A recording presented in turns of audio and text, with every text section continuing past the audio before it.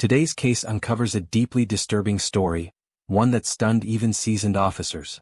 The calculated and brutal killing of Nabaruna Karmakar didn't just devastate those close to her, it shocked communities across continents. A bright, accomplished young woman was gone, and what initially appeared to be a tragic double suicide soon unraveled into a chilling tale of manipulation and murder. This isn't merely a story about death, it's about control, deception, and the quiet disintegration of a life in plain sight. Nabaruna was a brilliant mind, raised in Behala, a culturally rich suburb of southwest Kolkata. Known for her academic excellence and disciplined nature, she grew up in a joint family that instilled in her a deep respect for education and humility. Her father, Tapan Karmakar, held a senior post at the Steel Authority of India, while her mother, Sipra, was committed to nurturing her daughter's values. She attended Vidya school, where her teachers praised her curiosity and sharp intellect. With a natural affinity for science and math, she went on to study industrial engineering at Manipal University, one of India's top private institutions, supported fully by her family, especially her engineer father. She excelled academically while staying closely tied to her roots. During holidays she returned to Kolkata to celebrate Durga Puja, enjoy home-cooked Bengali meals, and immerse herself in Indian classical music and Rabindra Sangeet. Her cultural identity remained strong, even as her dreams took her far from home.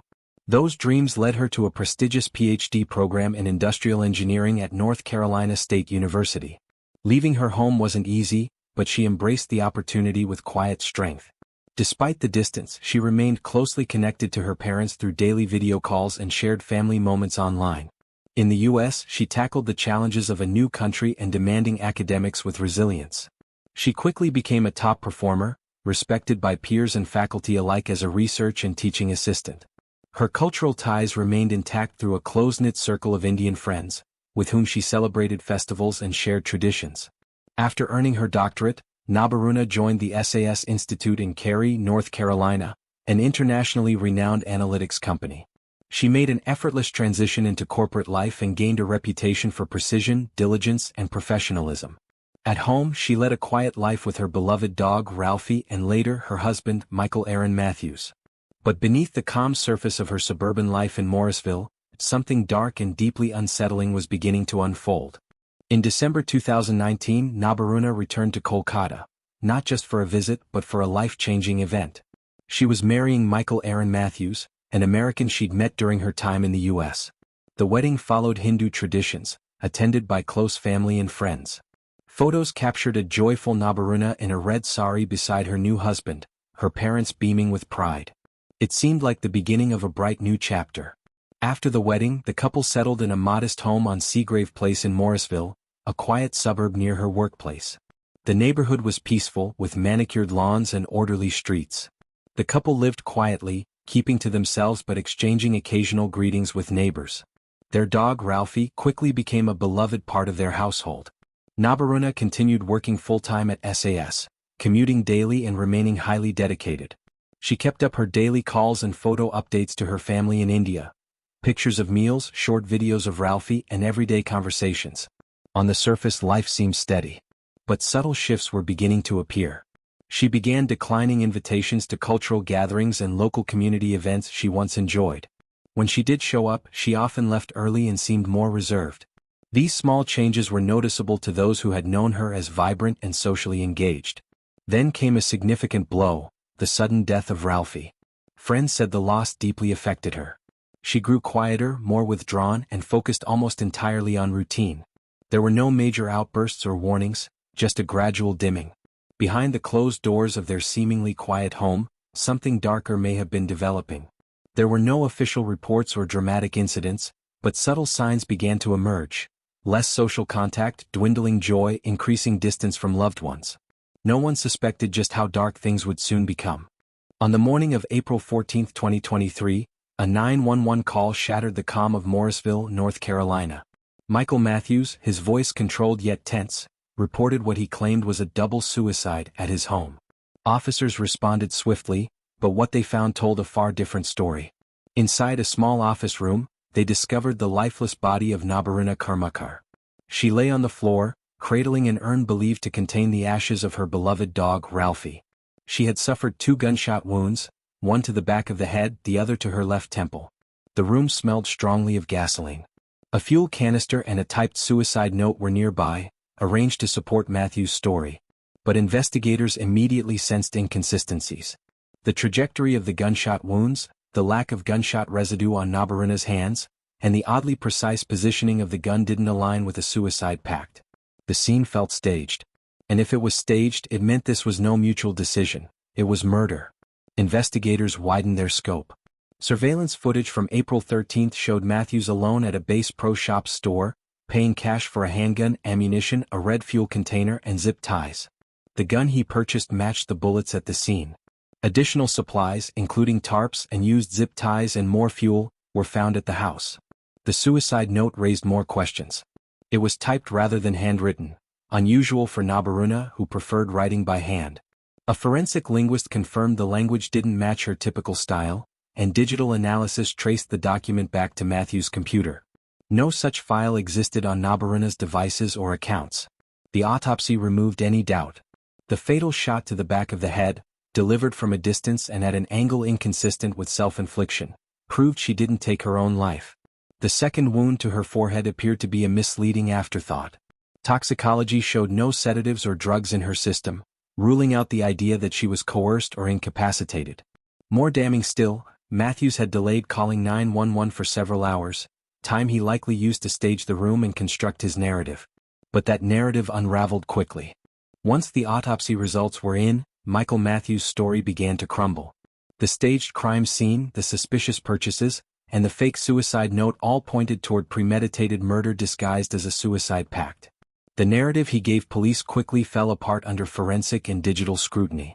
Matthews claimed he and Nabaruna had agreed to end their lives together. But her personal messages told a different story. In her final texts and emails, she appeared focused and optimistic, planning a virtual call with her parents and preparing a work presentation just hours before her death. There was no sign of suicidal thoughts. Meanwhile, Matthews' digital trail was damning. Investigators uncovered disturbing internet searches made days before the murder: how to shoot someone and make it look like suicide, gasoline explosion setup, and how long does gun residue stay on hands. These weren't random searches. They were a step-by-step manual for what he was about to do. Surveillance footage, receipts, and metadata confirmed Matthews had purchased the weapon and staging materials himself. The gun wasn't registered to either of them. The tarps and zip ties found in the garage suggested he may have considered other scenarios before settling on a staged suicide. Prosecutors presented a timeline in court, from Matthews' visit to Bass Pro Shops to the hours spent in the house after the murder. They argued he killed Nabaruna in cold blood, then meticulously arranged the scene to mislead authorities. The defense offered little in response.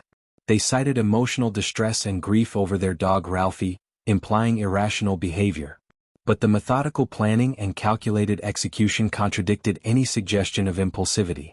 For Nabaruna's family, the truth, though devastating, validated their instincts. They had never believed she would take her own life. As each piece of evidence came to light, it confirmed what they feared. Their daughter had been murdered, and the man responsible had tried to conceal it with lies. For Tapan and Nabaruna Karmakar, the loss of their only daughter shattered their world. The initial claim that Nabaruna had died by suicide didn't sit right. She was strong, grounded, and deeply connected to her family. The idea that she had ended her own life contradicted everything they knew about her. As the investigation revealed the truth, their grief turned into resolve. They traveled from Kolkata to North Carolina, determined to witness every court proceeding, hear every update, and ensure that their daughter's story wasn't twisted or forgotten. Despite the challenges of navigating a foreign legal system, they immersed themselves fully, guided by purpose. Their quiet presence in the courtroom became a powerful symbol. They worked closely with prosecutors and received unwavering support from the Indian American community. A GoFundMe campaign helped with their legal and travel costs, drawing heartfelt contributions from people moved by Nabaruna's story. Though they didn't seek the spotlight, the Karmakar's calm dignity made a lasting impression. They listened to painful testimony, held their composure, and stayed focused on two goals: holding Matthews accountable and preserving the truth about who their daughter was, a brilliant, compassionate woman with a future stolen from her. In time, they also began quietly advocating for broader causes: gun safety, the acknowledgement of emotional abuse, and the importance of recognizing signs of distress in loved ones. They shared Nabaruna's story with local community groups and media in the hope that it might spare others the same pain. More than anything, they wanted justice, not only a legal outcome but moral clarity. They fought to ensure that Nabaruna would not be remembered through the false lens of a staged suicide, but as the vibrant, capable woman she truly was. As investigators examined Nabaruna Karmakar's final months, a quieter, more troubling picture emerged, not of visible violence, but of emotional retreat and marital strain. Though there were no police reports or physical signs of abuse, subtle shifts in her behavior suggested a deep undercurrent of distress. Friends, colleagues, and members of the North Carolina Bengali community began to reflect on previously overlooked details.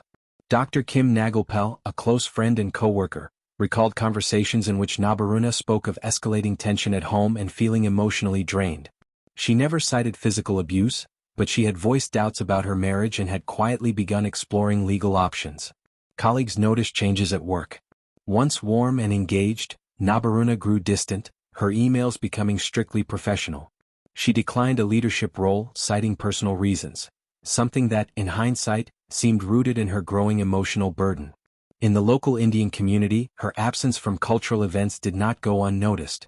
Formerly a regular at pujas and festivals, she had largely withdrawn. When she did attend, she came alone, left early, and avoided personal conversation. Her polite claims of work conflicts rang hollow to those who knew her best. Privately, investigators uncovered more telling signs. Texts and unsent email drafts suggested she was living under constant emotional strain. In one message to a friend she confided, "Even silence can set him off," revealing the instability she navigated daily. Her parents in Kolkata noticed a change too. Once lively video calls became brief and guarded. When her father gently asked if she was happy, her hesitation said more than any words could. Though she never disclosed abuse, the emotional distance was undeniable. Individually, these signs might have seemed minor. Together, they formed a clear picture. Nabaruna was in a relationship marked by fear and emotional isolation. Too private and cautious to cry out for help, she had been trying to quietly assess her options. For the prosecution, these insights were vital. They dismantled the defense's claim of a mutual suicide pact and supported the view that Nabaruna had been trying to escape, not from life, but from a toxic situation she was still finding the courage to leave. Following Michael Matthews' arrest, Wake County authorities assembled a chilling case built on forensic reports, surveillance footage, digital data, and autopsy results. Prosecutors charged him with first-degree murder, presenting a crime marked not by impulse, but by planning and manipulation. They traced Matthews' steps to a Bass Pro Shop, where he paid cash for a firearm, ammunition, zip ties, and a red gas can. Surveillance footage captured the purchase, with each item later found at the staged scene in their Morrisville home. In court, experts testified that Nabaruna was shot once in the back of the head and once in the forehead.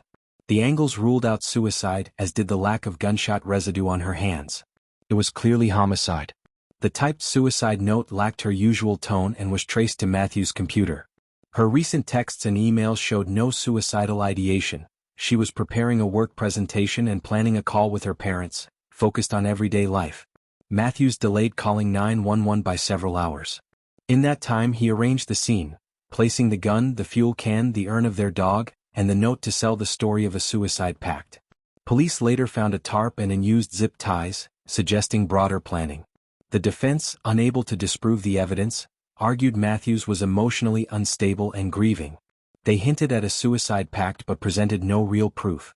Meanwhile, messages and witness accounts made it clear Nabaruna was fully engaged in life. As the evidence mounted, Matthews' narrative collapsed. The prosecution's case was too solid, each move calculated, each step deliberate. With a life sentence at stake, his legal team began considering a plea deal, a decision that brought both resolution and difficult questions. On May 19, 2025, just weeks before the trial, Michael Matthews pled guilty, not to first-degree but to second-degree murder. The plea deal, negotiated between prosecutors and the defense, allowed him to avoid a life sentence in exchange for admitting guilt and accepting a fixed prison term. Judge Keith Gregory reviewed the case, including forensic, digital, and psychological evidence, before accepting the plea. Matthews was sentenced to 13 to 16 years and 5 months in prison under North Carolina law, with credit for time served. In the courtroom, Matthews remained silent.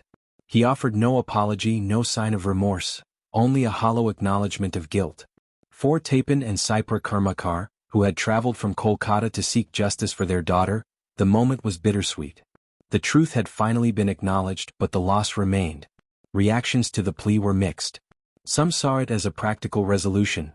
Matthews would serve significant time, and the Karmakars were spared the trauma of a public trial.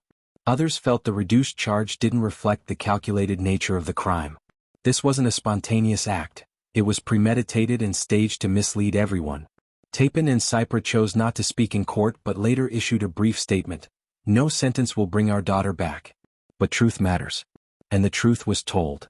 For them, the plea wasn't a victory, it was closure. Their mission had always been to clear their daughter's name, and they had done just that. The world now knew, Nabaruna Karmakar had not taken her life. She had been murdered. As Matthews was led away in handcuffs, a chapter ended. But the story continued, for her family, friends and those who followed the case, with a legacy of strength, love and the tireless pursuit of justice. With Michael Matthews behind bars, the legal chapter of Nabaruna Karmakar's story closed. But for her family, friends and colleagues, closure remained elusive. The brilliant engineer from Kolkata who had followed her dreams to the US would never return. What lingered was the pain of unspoken words and a future cut short by someone she had trusted. Tapin and Cypra Karmakar returned to India with heavy hearts. Their search for truth had been validated in court, but the experience laid bare life's fragility and the hidden darkness within relationships. In Kolkata, they held a memorial attended by relatives, friends and neighbors. Childhood photos stood beside images from her PhD graduation and wedding, a tribute to a life full of promise. Her absence was deeply felt at SAS Institute, where she had worked with precision and passion. The company honored her with a statement recognizing her contributions. Former colleagues remembered her thoughtfulness and sharp intellect. Her university, too, paid tribute. One professor said, "She was the kind of student who made you proud to be an educator." But beyond accolades, Nabaruna was remembered for her empathy, her quiet strength, her habit of checking in on others, and her ability to embrace both tradition and progress. In a world driven by achievement, she led with heart. Following the sentencing, her case ignited important discussions on domestic abuse, emotional neglect, and the quiet struggles many immigrants face. Indian community groups in North Carolina organized forums to raise awareness and encourage people to seek help. Her story became a touchstone for conversations that had long been avoided. Her parents remained private, quietly supporting these efforts. They never sought the spotlight but channeled their pain into purpose, ensuring others could learn from their daughter's experience. For them, preserving her legacy meant more than mourning, it meant impact. Online, her story continued to resonate. True crime communities, academic spaces, and advocacy groups referenced her case as a stark reminder of how emotional abuse can stay hidden, and how vital it is to recognize its signs. Her name became a symbol, not just of a life lost but of truth uncovered. Nabaruna's death was not just a crime, but a profound betrayal. Yet the deception failed.